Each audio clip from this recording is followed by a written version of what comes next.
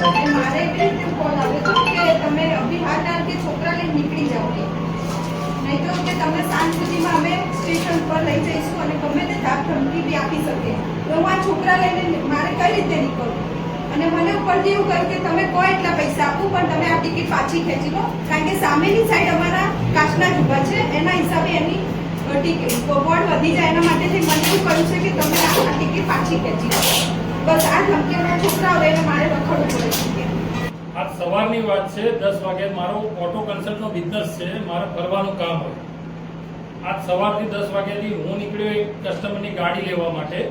સવારથી ઓફિસે ટોળું આવીને બેઠું છે અને એટલું પ્રેશર કરે છે અને ધમકીઓ એટલી આપે છે અને કે તમને આ કેસમાં ફસાઈ દઈશું, આ કેસમાં ફસાઈ દઈશું, આવી ધમકીઓ આપે છે.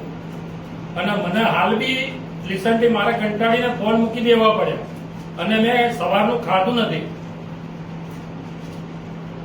એટલે આવી હેરાનગતિ છે. મારા ઘરે જઈને બી મારા મધરના ત્યાં જઈને એ પ્રેશર કરે છે કે ભાઈ પ્રદીપભાઈ તમે ટિકિટ પાછી લઈ લો. કે જોધપુર વોર્ડમાં ઓરડાના છોકરાઓ અંદર મેં પોતે આંગણવાડીમાંથી દારૂની પોટલીઓ પકડી છે. ત્યાંના છોકરાઓ બહાર ગ્રુપિઝમ કરીને દારૂ પીને બેસે છે. રાત્રે અડધી રાત્રે છોકરીઓ નીકળે એટલે પથરાવ કરે. સેફટી એક કે જગ્યા નથી. ભાજપ સરકાર કાયમ કહે છે સેફટી છે, તો ક્યાં છે સેફટી? પોતે મારી દીકરી છે, હું પોતે નીકળતા મને બીક લાગે છે.